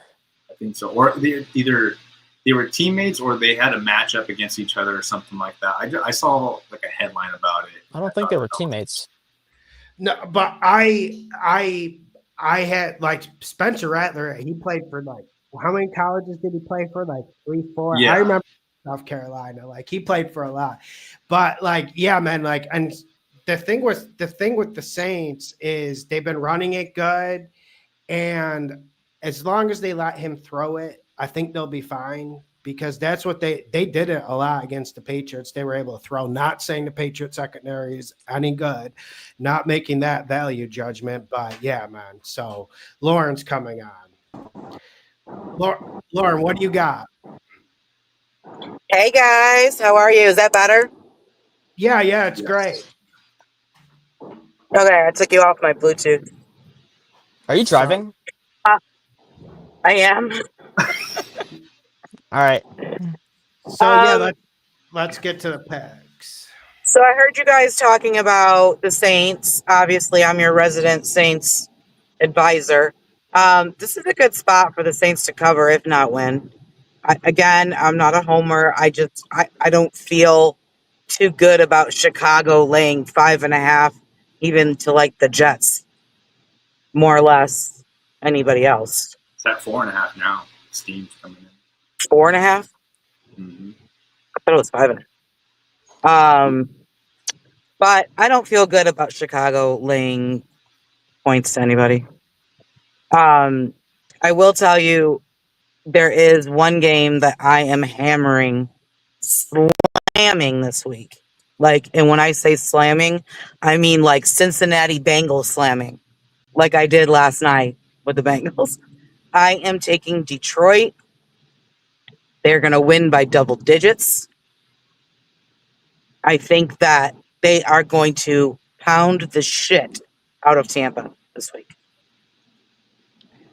Yeah, I mean, I don't know who's going to play for Tampa, so I'm co-signing that. I am nervous about betting Monday night games. So it's a lot of points too. I would take an alt line, like even move it up. Like I'm going to tell you right now, like I'm not into like those crazy like stats or whatever. But I will tell you, Dan Campbell with Detroit after 2 road games is 10-0 ATS. Oh. Yeah, I know that's not like our thing, but they love going home. This team loves going home. They do. They love going home. They love playing at home. They love their crowd. They love their fans. They just love being at home. So how does that help them in this matchup? Yeah, I'm more worried about Tampa Bay's injuries. Yeah, well, and then there we go there. There we go there. So now we've got Ibuka's out, and isn't the running back still out? Yeah, the real one, Bucky Irving. Yeah, he's still out. Okay, yes, he is. Yeah. I just don't know how much Baker magic can possibly come at the 2-minute warning of every game. And I just don't think it's going to happen with Detroit. No, I think the Bucks should lay off the game, honestly, because I think Bucks should be the NFC #1 seed, but they have to get healthy. So, I mean, I hate putting that stuff because that stuff doesn't matter. Yeah, but and Lawson, I don't think I they're get gonna. I mean, because it's this, this game could be for the #1 seed. Like, so I don't think the Bucks are gonna take this week off and just mail it in. And I also, you mentioned this earlier, but I don't think that's the kind of coach that Todd Bowles is to think long term like that. No. Like, he's focused No. on trying to win this week. He's not that smart. But Yeah. I'm telling you right now, like, Detroit is going to, and if any team runs up the score, it's Detroit. That is true. Yeah, that is true. They love running up the score. So I don't know. I just don't have the balls to get against Tampa right now. I do. Especially, I and look, don't blame you with the way and they're with playing, so. the other thing too is I know Tampa has a lot of injuries, but their run defense is still playing pretty good. I do like that. And Todd Bowles in the past has shown the ability to mess with Jared Goff with pressure. So I mean, I'm with you guys. I think the Lions win and cover, but I don't want to go betting the house on it. Six is a lot of points. 6 is a lot of points for a team that's been playing. I won't say as well, but that has been winning as much. Is it up as the to Bucks. 6? Yeah, it's 6 on Hard Rock. It's like 5.5, 6 on some books. So Yeah, that's just a lot of points for me. It's just a touchdown. Like, to me, that I'm telling you, like, they could get up so far early. Like, I agree with you. and they won't lay off the gas either. They won't lay it off. They'll just what keep. were you going to say, Johnny? Well, the point that she made after 2 road games coming back home, I know it doesn't seem like much, but that's two long weeks of preparation to travel with less practice time, less review time, shitty sleep if they're traveling on Saturdays. Now they have a full week sleeping in their own bed. They work at their own facility. They're just up for this game and ready to be at home and play for the crowd. Like, I totally get that side of things, and I've seen it. You want to back teams after a rough road trip. You mainly see it on NBA, NHL, MLB type. Yeah, sports. Which makes more sense. Right, but it's rare to have two long ass weeks on the road in the NFL. You know what I'm saying? So it's even that much harder to prepare for those games, and compare that with a weird game where Kansas City gets 0 penalties and they lose. That was strange. It's like they're pissed, man. Like, you got to look at these situational spots. I think it's a solid play. I really do. No, I know. I'm going it. I'm doing it. It's more so because I'm worried. The only thing I would worry about is the Detroit corner situation. That's exactly what I was gonna say. I played this game last week and I bet on Detroit against Kansas City. It's not like but they Detroit have all-star secondary receivers that they have to guard. Yeah. Exactly. Everyone's hurt. And Mike, that's the only thing I told you. I'm just listen, I think this is the worst Kansas City defense they've had in the Spagnuolo era. And I just said, I'm worried about the fucking Lions corners. And then Avonte Maddox gets hurt like that. And then you were telling me, oh, I didn't even know they had Avonte Maddox. Then he comes in, he plays. He gets hurt immediately. Dude, these mid-game injuries are fucking killers, by the way. I mean, that's how I don't know how Tampa Bay fucking recovered against the 49ers. You start losing offensive linemen mid-game. We saw what that did to the Vikings against the Steelers. You start losing fucking wide receivers. The only wide receiver they had worth any salt goes out during the game. I don't know how Tampa did it. It was fucking phenomenal. Well, in Tampa, they still have K. Dotton. I'm going to hop off. We're going to let you guys continue. But, and Johnny, before you go, Atlanta or 49ers. I didn't see your picks this week, so you don't want any part of it, right? For those games, I really rely heavily on the market because everyone tries to come in and make their money back after their losses, and you can see the line move and the public money come in. I want to fade Atlanta off of their also big win. This is a situational spot game, but I don't know if I can back San Fran with the receiver situation. So it's going to be a tough one. Yeah, I had to change my pick to Atlanta. Yo, Johnny, thank you for coming on. Go boys! Like, I want to see a better game from the defense, man. Like, You will. It can't get much worse than what happened on Sunday. It's such a train, Johnny. It's such a train. It's like it's so crazy, man. Welcome to. I really look. I and I kind of alluded to this, but I really think that like Dave Canales, play calling wise, was a really bad matchup for Eberflus. Okay. With how much zone you guys played and how much Canales knows how to exploit zone, like I think y'all just caught a bad matchup, like so to say. Okay, we'll let Johnny go. Thank you, Johnny. Yeah, just everyone like, subscribe, hammer the under in the Miami Cleveland, hammer the Cowboys. I second that. I co-sign that one. The under on everybody, under on everything. All right, guys, take it easy. All right, Johnny, have a good one. Thank you for coming on. You mentioned you guys were talking. Well, I don't think you guys really talked about it yet, but I'll be honest with you. I'm very much on Minnesota this week. Can I just read the super chat real quick? Because I did want everyone's opinion on that game. What up, Lawson? Let's get this money. Oh, my God. The fucking timing is insane. Oh, wow. What up, Lawson? Let's get this money. Can the Vikings beat Eagles, the Colts game, Falcons game, and Texans and Seahawks? I love the Seahawks, Browns this week. What's your opinion? I appreciate it. And my Bengals did it. Yeah, Brian. Firstly, Uday. Let me just start with the Seahawks one. I'm not going to counter signal the Seahawks in this game.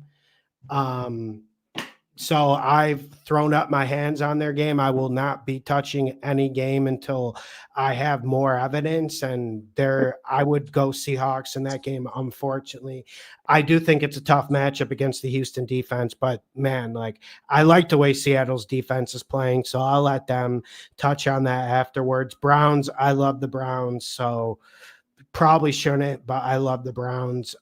Colts game, I love the Colts. Nothing's really changed on the Colts. It's just you worry about Herbert outplaying Danny. And just before you bet the Colts game, Brian, just understand that like Mike said, and Mike reiterated to me, but I also noticed this. Danny could have had 3 interceptions thrown in that game easy. Like we're talking Trevor Lawrence stuff, and he doesn't need to do Trevor Lawrence stuff like because the offense is so scripted and no one's touching him, no one's near him. So just keep that in mind because Herbert's a fucking dog. But is that defensive player coming back this week for the Chargers after he's been gone? Oh God, what's his name? For the Chargers or the Colts? Like for the Chargers, I'm not sure. Defensive player or offensive player? Joe Alt's coming back. No, he's doubtful. Defensive player. But with the defense, the Chargers, I mean, they have a ton of injuries on defense as well. I think Khalil Mack might be Khalil Mack. That's who I'm worried about with the Colts. And that, I'll be honest with you, this game is kind of like a no-fly zone for me, but I'll be honest with you, if I was going to take it, I was going to take the Chargers. I know that you're so high on Indy, so that makes me lay off of it because you're so confident on Indy and you seem almost college fundish. No. The way you've been talking about it, like alt lines and stuff, I'm going to lay off of it, but I was going Chargers. No, I it's good to have caution. Like, and you had the better quarterback, so it makes sense. I like the Colts too. I think the Chargers have been playing very poor lately. I worry about the Colts secondary going up against Justin Herbert. And granted, the Chargers passing game has been a little quiet lately. It sprung up again against the Dolphins, but it's still. I mean, I like the Colts. Maybe a small bet, but I definitely wouldn't like college fund it. Yeah, and I'm just. At least and I'm going to have to still lay a small bet on the Chargers then because I feel like they're also back home now. And that's not a home, though. That's not you ain't getting no home field advantage at that stadium. I get it. But I think Johnson's coming back, right? His receiver. So I feel like I would rather put my money on Justin Herbert than.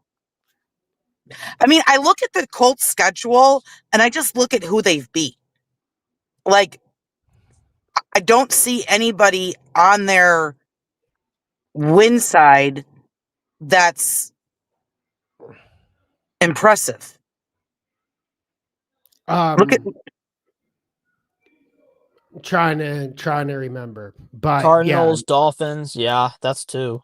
yeah, Did they You beat know, the like- Titans too? Yeah, that's another one. like yeah. But I look, just don't. the way they're. don't I mean, the see- way they're running the ball, I just don't think that's like fluky.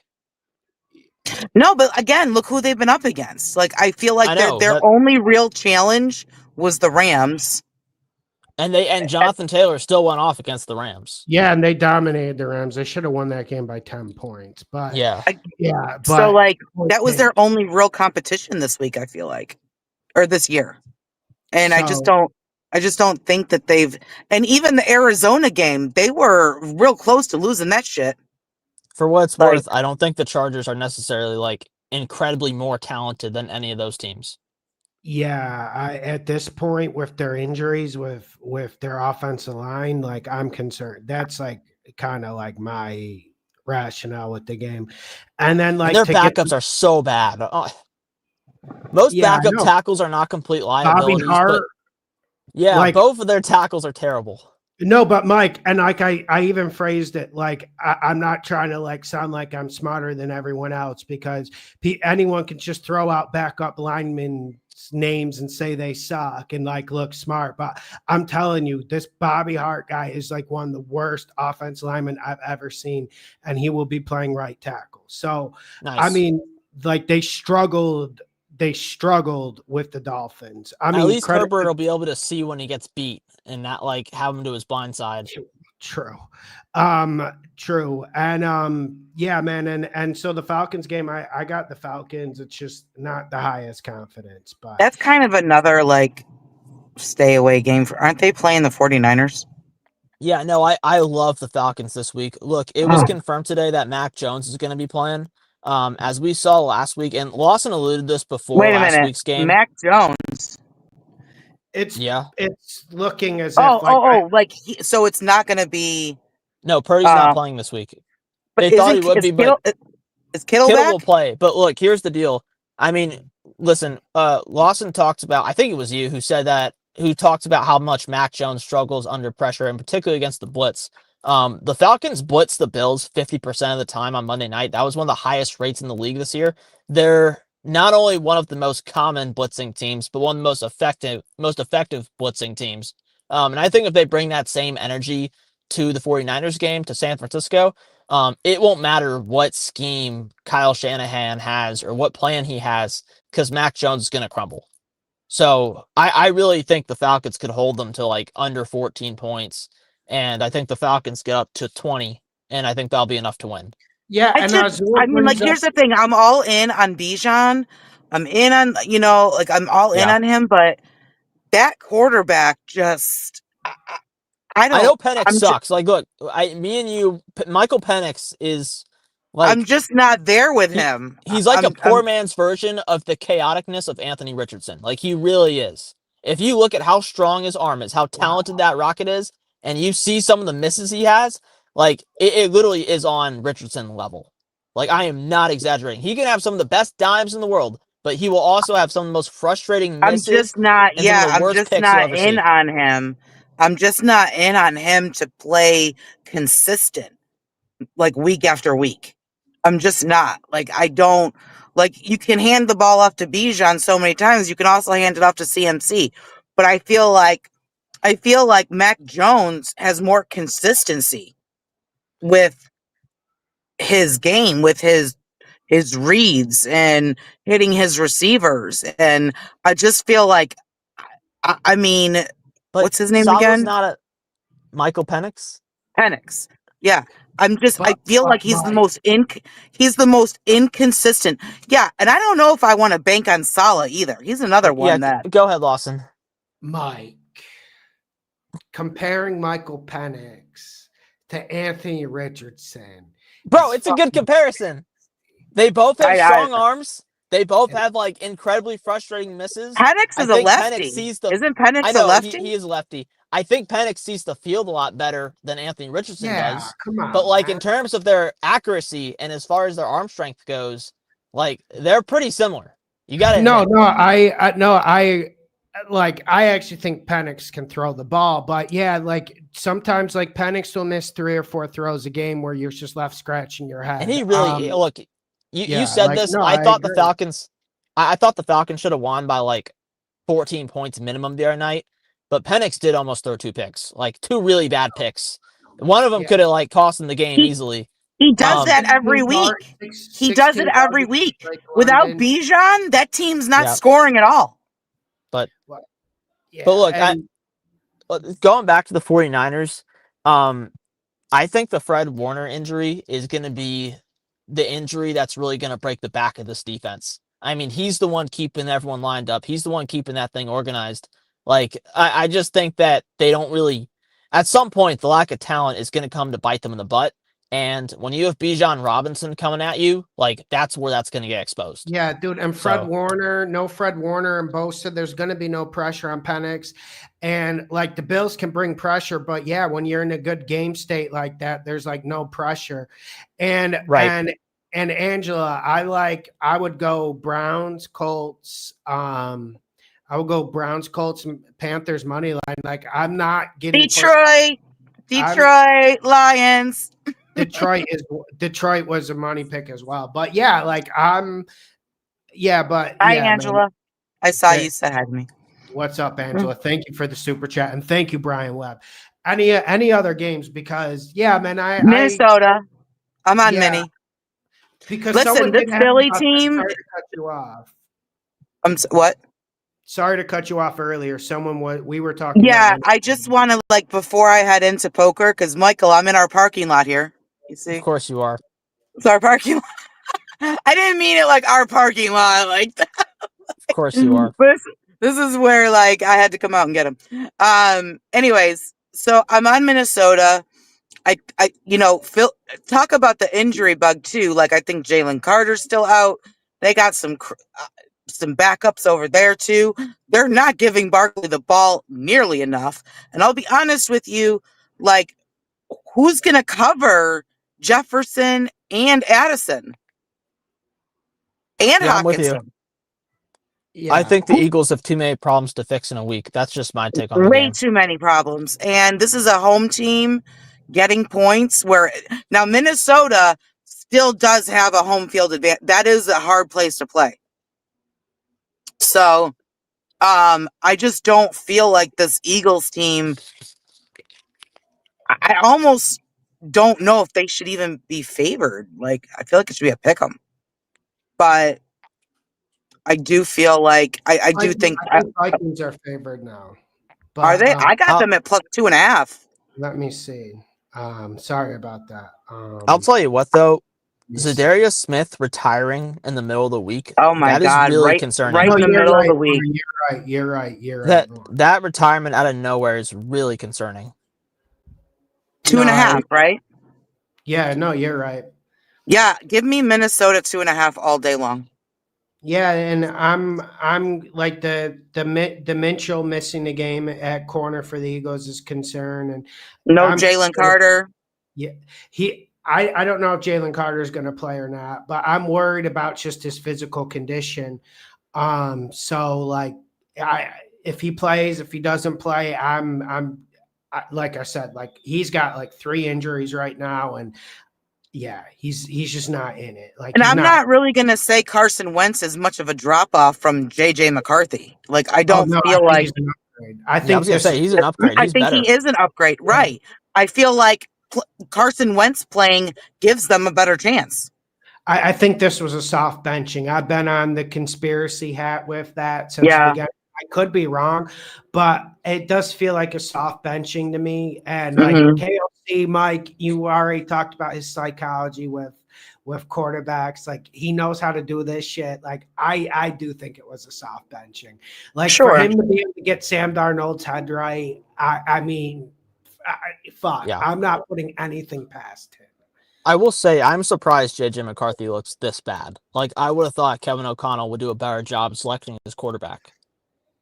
But sometimes you Oh. don't have choice. Like I said, like I told you, man, it reminded me of when the Vikings drafted like Christian Ponder at like number 12. Like everyone Yeah. else already gets the studs, and you say we're going to go quarterback because we always have old guys like Gus Frerotte, and then that's what you get. And yeah, I felt like they forced draft a quarterback, and like I said, like.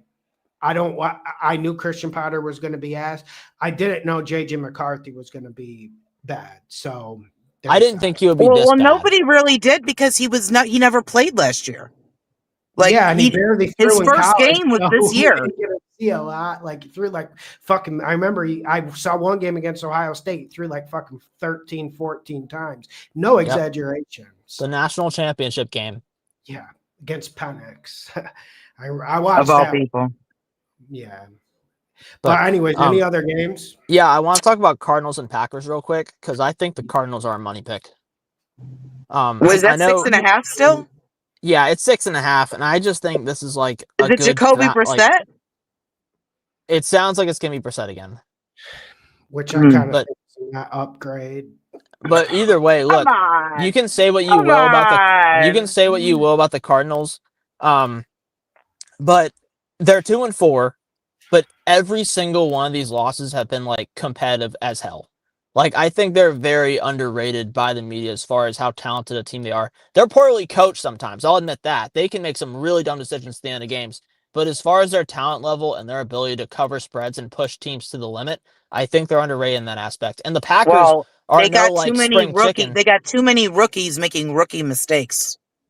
That is true, but the Packers, on the other hand, they're no spring chicken either when it comes to covering spreads. I mean, we've been saying back to like 2020 how Matt LaFleur is always capable of letting up the gas. So, like, I really think the Cardinals with a 6.5 point spread are going to cover this. Obviously, you worry about Micah Parsons. Obviously, you worry about the running back room. But man, I'll tell you, I think they're going to find a way to get this done. And this is at home. They're 2-4. They need to win this game to stay in playoff contention in a very competitive NFC. Like, I can't see how they don't cover this. Let me read Azul's super chat. He was kind of co-signing the Vikings pick. No way Eagles lose 3 in a row, quote, is what people said about the Bills losing back-to-back. And look how that went. Yeah, I'm not a big fan of that stuff, to be honest. No. Like, complicated league with complicated – it's like the most complicated sport on earth. Like maybe you could say like – yeah, well, there's no other sport that's so tactical, and like I just think reducing shit to that. Like I understand what Johnny's saying about spots and sometimes like that. Not that he was saying anything about this Vikings-Eagles game, but yeah, like this game's complicated. People look for easy explanations to explain complicated matchups, and Lauren, I wasn't hating on Kyler Murray. It's just. I was concerned just with the offensive game plan with Kyler Murray, and I felt like a lack of variation. It's just them getting back to basics, back in single back, maybe putting 2 tight ends on the field, not to sound like an old guy, but just seeing them get back to simplicity and not the same shotgun over and over again was a little bit refreshing against the Colts. That would be my point. I understand what you're saying. I think that Jacoby Brissett, like, I mean, he's exactly what he is. He's a backup. He's not Joe Flacco, he's not Carson Wentz, but he's efficient. And if this was a different era, I would kind of agree with Mike and do the money pick on the Packers because you mean the Cardinals? On the Cardinals to get against the Packers because I haven't liked what I've seen. I don't think the defensive line's been nasty. And like, I'm not picky on Micah Parsons because he's getting pressures, like he's eating up blocks. He's doing his job. The rest of the guys aren't really eating like they should. And, like judging like the game, like against the Bengals is tough. Because, the Packers were winning by 2 scores a lot of the game. Like, I get it. But they weren't all that active against the Bengals offensive line that we know has a litany of issues. Like, they weren't all that active, man.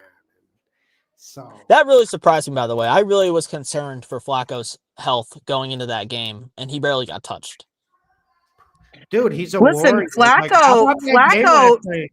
is like ageless. Yeah. How about that game last night? How about it? How about No, he that was Bengals awesome. pick? I was I all will over say, that Bengals pick. I didn't think the Steelers were this bad. Like, I knew they were bad. I didn't think they were that bad The on Steelers defense. are in first place literally by default. Yeah, pretty much. Just by Mike, default. I started seeing the Steelers in top 5 power rankings, Mike. And No That'll way. make You me serious? throw up. That no, will I'm make me throw up. curious. Like Bucky, okay, here's a guy I respect, Bucky Brooks. And like Bucky Brooks knows ball, man. Okay. And I know Bucky Brooks isn't doing anything with gambling or what we're doing, but still, power ranking should mean something. And you should be looking at it kind of like how Vegas rates the teams. And he had them like in the top 5, man. And I was just like, yo, like, Buck, are you watching these games? Like, I watched the Browns game. Like, that was not impressive. And I said on the Thursday video, like I said, like I would, if it was Sunday, I would money pick it into oblivion. But yeah, even I didn't think the Steelers were that bad. But Mike, I kind of think TJ Watt is washed. I took the Bengals money line just because. It's a He's good getting to that DJ point. It's He's a good getting to that DJ point. No, I did. One thing I'll say about this, we just got done shitting all over the Jets. But there's one team the Jets have scored 30 points against this year, and it's the Steelers. That's enough said right there. There you the man-to-man, There you go. The lack of adjustments in the secondary. Listen, okay, Yeah, like I know Ramsey is old. I know Slay's old, but you're telling me Joey Porter Jr. doesn't help. You're telling me that's not like a fucking scheme coaching thing. Like Joey Porter Jr. didn't forget how to fucking play football. Look, they never doubled Jamar Chase that I saw. At the end of the first half, how many straight And then 15 T. yard Higgins outs? is just wide open in the end zone. Well, Just hang on. This is what really wide bothered me. open. At the end of the half in the 2-minute drill, how many times did Jamar Chase just run a 15-yard out with no He caught adjustment? 18 catches last night. I know, but I'm just talking that last 30 seconds. How many times did that happen? It happened like 3 or 4 straight times, and the Steelers did nothing to adjust, nothing to account for. They ain't changed their coverage or anything. I mean, he's the best wide receiver in the league.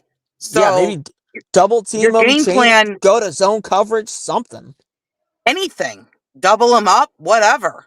Like, he was blocking, he was catching. Like, I mean, he caught like 18 passes or something. I got 46 fantasy points for him last night. Yeah, he got targeted 23 times and caught 16 passes. Was it 16? Yeah, he caught 16 passes. Okay, 16. But Targeted he was a beast 23 times. Flacco's been there for 5 minutes. Yeah. But anyways, Lauren, I'll let you get poker. Mike wants to tell me a conspiracy. All right, guys. I got to get in there, but I'm high on Detroit. I like Minnie. And who is the Monday night game? Detroit's the Monday night game. And there's another one. Seattle and Houston. Oh, yeah, I'm not touching that one. We're good. All right, guys. I'll comment on Patreon. See y'all later. Sounds good. Bye. All right, so we're done talking about games, and we can just talk about nonsense, right? Okay, yeah, let's go. Okay, this will be quick. So, you've heard the whole Shedeur Sanders thing with Kevin O'Connell, right? How Kevin O'Connell didn't want him, and how he's kind of like pretty much ignored Shedeur the entire season as like his prospects as a quarterback too, and really his shot at playing, right? Yeah, I don't know if I buy that, but yeah, go on. Okay, so everyone knows Kevin Stefanski hates Shedeur Sanders. Deshaun Watson is apparently making great progress in his rehab. And there is a theory out there that, and I've heard this is a rumor, that Kevin Stefanski cannot wait to make Deshaun Watson his quarterback too. And with the way Dylan Gabriel is playing right now, there's a chance he competes for that job. Look, this is not official. This is not like Ian Rappaport reporting. This is just inside stuff that I've heard from people who follow the Browns pretty actively. I was saying the same thing about Jameis Winston last year. And this is, I'm hearing this again about Deshaun Watson. There's a chance if Gabriel keeps playing like crap that he could get back in there. Man, nothing doubts me with Stefanski. Like when Jameis was second on the draft depth chart and he put DTR in the game before Jameis. And then like he just continued starting DTR. It was weird. I mean, it was good money for us, but yeah, it was we made a lot of money off of that. I know, but it was really weird. And yeah, no, I know Deshaun Watson's going to come back. I know he's going to call the card. Like, I think he wants to play. But I that's one thing I'm shocked about. I thought Deshaun Watson, like, I kind of felt like during that Raiders game last year when the Browns were at the Raiders and he got sacked like 7-8 times, I kind of felt like that was his white flag moment, but I guess not. It seems like he wants to come back.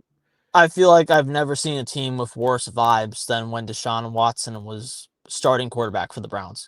Even what the Jets are going through right now. Go ahead.